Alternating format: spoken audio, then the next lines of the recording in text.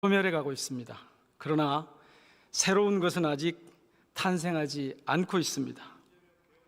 이른바 인터레그넘, 이 체제 이행기 또는 공백기가 바로 진정한 위기입니다. 이 위기 시에는 다양한 병적 징후들이 출현합니다. 내란과 내란 선동, 극우 세력의 난동, 일부 정치 집단의 반체제화, 심지어 헌정 질서를 뿌리쳐 뒤엎는 법원에 대한 공격까지 나타납니다. 이런 위기 때문에 지금 경제와 민생이 완전히 망가졌습니다. 이 위기를 어떻게 넘기냐에 따라서 대한민국의 미래가 결정될 것입니다. 주권자 시민 여러분, 12.3 쿠데타의 그날 내란 수괴 윤석열은 군부와 경찰 등 무력을 동원해 1차 내란의 방아쇠를 당겼습니다. 2달째로 접어든 지금 내란 동조 반체제 정당 국민의힘과 극우 폭력 세력을 등에 업고 2차 내란을 획책하고 있습니다. 내란 상황을 장기전으로 끌고 가기 위해 자신의 모습을 감추고 이념과 진영 대결로 몰아갑니다.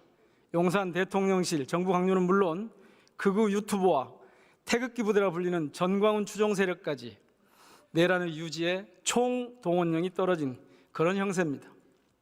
서울 서부지방법원 폭동 사태에서 보듯 급기야는 사법부에 대한 테러, 언론에 대한 테러까지 서슴없이 자행하고 있습니다. 주권자 시민 여러분, 역사의 수레바퀴를 멈춰 세우려는 반체제, 반국가 세력을 이대로 놔둘 수 없는 일입니다. 불관용의 엄정한 단죄로 대한민국과 민주주의를 지켜야 합니다. 내란 주동 세력과 동조자들을 신속히 진압하고 헌정 질서를 빠르게 복원시키기 위한 비상한 의지와 해결책이 필요합니다. 이에 관해서 오늘 대정부 질문을 하고자 합니다. 먼저 김정원 헌법재판소의 사무처장님 앞으로 좀 나와 주십시오.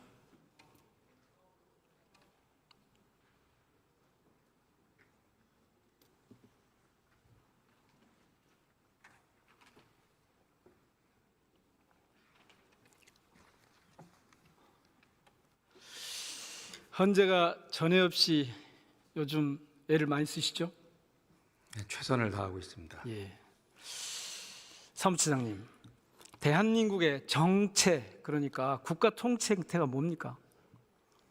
헌법에 민주공화국이라고 나와 있습니다. 민주공화국 있죠. 예, 그렇습니다. 헌법 1조 1항에도 그렇게 표시가 되어 있습니다. 그 헌법의 전문에는 자유민주적 기본 질서를 천명하고 있습니다. 이 자유민주적 기본 질서는 윤석열 정부와 집권당인 국민의힘이 내세우는 자유민주주의와 같은 것입니까? 다른 것입니까?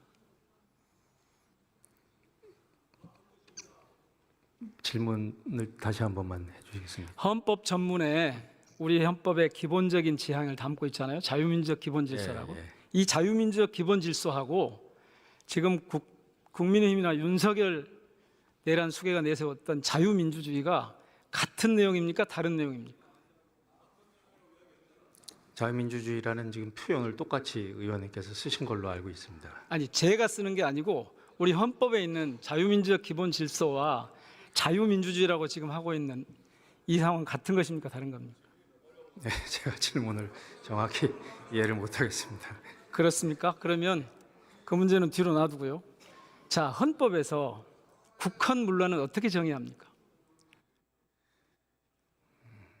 국헌문란. 헌법에 의해서 지금 그러면 형법에서는 어떻게 정의하고 있습니까? 그러니까 헌법 질서를 문란한다는 것은 무슨 뜻입니까? 그러니까 헌법에 정해진 국가기관과 헌법에 정해진 그 기본권의 내용을 그 무너뜨린다든지 뭐 흔들려고 한다는 그런 시도로 알고 있습니다. 헌법 또는 법률의 기능을 소멸시키거나 헌법에 의해서 설치된 국가기관을 강압에 의해서 전복 또는 그 권능 행사를 불가능하게 하는 것, 이게 지금 국헌문란 행위거든요. 이번 비상계엄부터 근래에 서부지방법원, 서부지방법원의 폭동까지, 공격까지 위헌입니까? 아닙니까? 지금 그 부분에 대해서는 수사가 이루어지고 있는 걸로 알고 있고요. 또 일정 사건은 헌법재판소에서도 다루어지고 있다는 건 의원님께서도 잘 알고 계실 겁니다. 예. 반체제라는 말 들어보셨죠? 반체제 인사. 80년대에는 독재 체제였기 때문에 반체제 인사가 바로 민주주의를 주장하는 분들을 반체제 인사로 몰았습니다. 들어보셨죠? 그 표현은 들어봤습니다. 예. 그러면 지금 이 민주공화국에서 반체제는 어떤 것을 반체제라 하겠습니까? 제가 뭐 지금 재판소 사무처장으로서 지금 정확히 말씀드릴 수는 없을 것 같은데요. 그 의원님께서 말씀하시는 취지에 따라서 제가 답변을 좋습니다. 그러면 김서구 법무부 장관 대행께서 좀 나와 주십시오.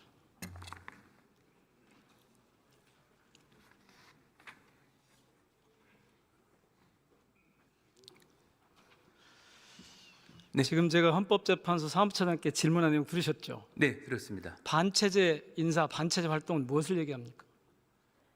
기본적으로 반체제라고 하는 용어를 둘러싼 여러 가지 해석이 있을 수는 있는데 앞에서 말씀하셨던 자유민주주의 기본질서라고 봤을 때는 어떤 국민 주권주의라든지 기본권 보장에 역행하는 경우에 반체제 그럼 할 수 있겠습니다. 이번 계엄이나 비상계엄이나 위헌적인 비상계엄이나 서부지방법원에 대한 공격 반체제 행위 맞죠? 반체제 활동이죠. 앞부분에 현재 재판이 진행 중에 있는 부분이라서 제가 말씀드리기는 좀 한계는 있는데 계속 다 아시면서 그렇게 돌리지 마시고 반체제 행위 맞잖아요. 그 부분은 계속 이제 헌법재판소에서 판단할 좋습니다. 영역이라고 생각합니다. 비상계엄령 포고령, 비상계엄의 포고령 네. 1호 여기도 반헌법적인 내용이 많이 있죠? 예, 그런 위헌적인 요소가 있다고 해서 현재 수사 중에 있고 헌법재판소에서 판단할 것으로 예상하고 예. 있습니다. 그런데 대통령은 원래 헌법 수호의 책무가 있잖아요. 네, 그렇습니다. 우리 헌법에도 그리고 관련 정부 조직법에 다 돼 있는데 이 헌법을 위반하니까 국헌문란을 하는 행위들을 우리가 반체제 활동이라고 하잖아요. 네. 자, 지금 반체제 활동을 하고 있는 사람들은 내란을 일으킨 당사자들, 그리고 내란에 동조하는 세력, 그리고 내란 선동하거나 내란을 가담하도록 동조하거나 혹은 부안해동하는 사람들까지 반체제 활동, 반체제 인사라고 할 수 있겠죠? 다만 이제 내란의 범위, 그다음에 선전선동의 범위가 문제될 수는 있을 것 같습니다. 뭐 크게 보면 그런 범주 안에 속하는 거죠. 그래서 제가 예.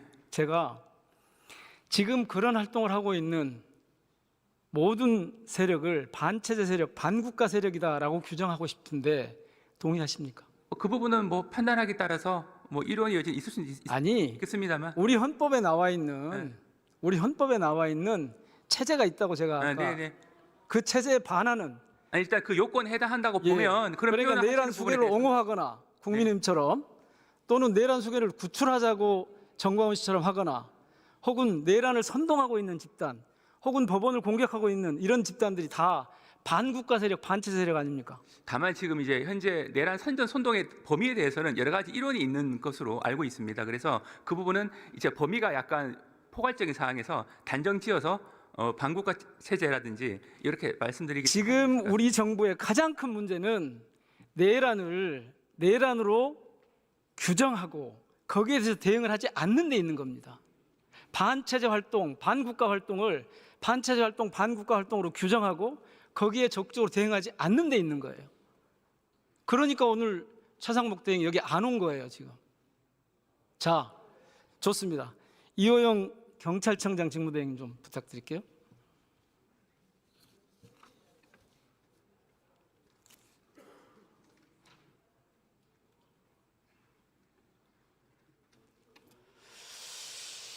청장님, 제가 지금까지 쭉 말씀드렸잖아요.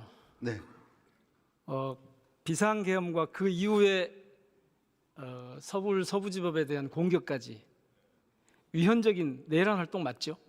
뭐 내란죄 여부에 대해서는 제가 뭐 구체적으로 말씀드리겠습니다. 아니, 경찰이 수사의 권한을 갖고 있잖아요, 내란죄에 대해. 불법 폭력에 뭐 폭동이라는 건 동의를 할 수 있겠지만 그것이 꼭 내란죄로 연결된다고 제가 말씀드릴 수는 아니, 헌정질서를 파괴하려 드는 것이 내란죄가 아니면 뭐가 내란입니까? 없어요. 그거는 이제 어차피 수사를 통해서 재판을 통해서 가려질 거라고 생각을 합니다. 자, 그러면 지금 민주공화정에 반대하는 정당이 있다. 그러면 반체제 정당이라고 이름 붙여도 되죠? 이름 뭐 사안마다 다를 수는 있겠지만 뭐 네. 의원님 말씀대로 그대로 된다면 뭐 가능성도 있다고 생각합니다. 한번 보시겠습니다. 자, 띄워주실래요? 이런 말과 행동들,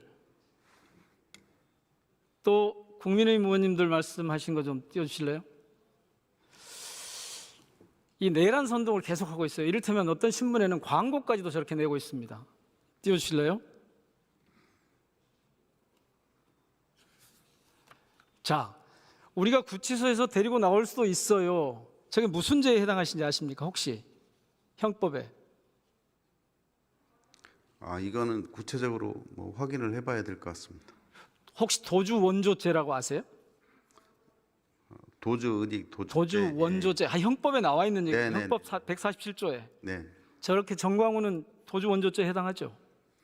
아까 말씀드린 이건 구체적 사안에 따라서 판단하고 저가 도주하는 거하고 인과관계가 아니 지금 보셨잖아요. 그러니까 저렇게 말씀한 것만 갖고 제가 된다 안 된다 이렇게 뭘 더 확정적으로 검토해 보셔야 말씀드리기 되죠. 어렵다는 말씀입니다. 저게 형법은 물론이고 국가보안법에 위배된다는 걸 알고 계십니까?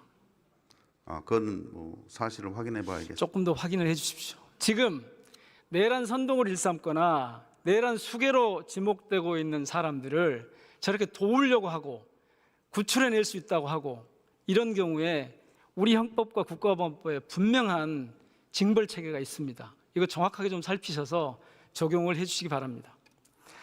예, 다시 한번 김서국 법무장관 대행 좀 부탁드릴게요.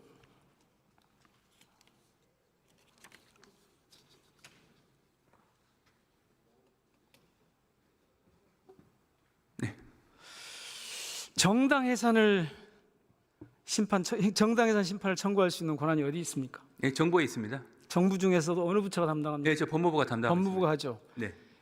조건이 어떻게 됩니까? 결과적으로 이렇게 민주적 기본 질서 위배되는 정당이라는 예. 요건이 충족돼야 됩니다. 그러니까 정확하게 하면 헌법 8조 사항에 보면 정당의 목적이나 활동이 민주적 기본 질서에 위배될 경우, 즉 국헌을 문란하게 하는 경우 정부가 헌법재판소에 해선을 제소할 수 있죠. 네, 그렇습니다. 그동안 내란 수괴가 국민의힘의 1호 당원이잖아요. 아시죠? 내란 수괴 윤석열이 1호 당원이시죠. 평가의 문제라서 예? 이 자리에 평가의 아니, 문제라서 평가의 문제가 아니라 사실이라니까요. 사실. 계속 질문하시면 제가 답하겠습니다. 아니 그거 알고 계시냐고 물었잖아요.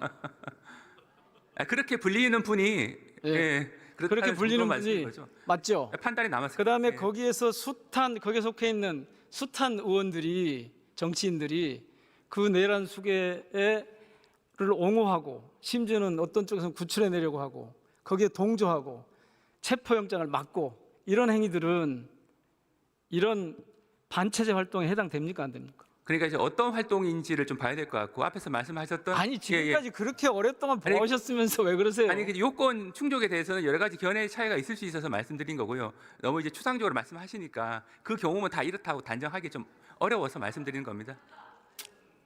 알겠습니다. 들어주십시오.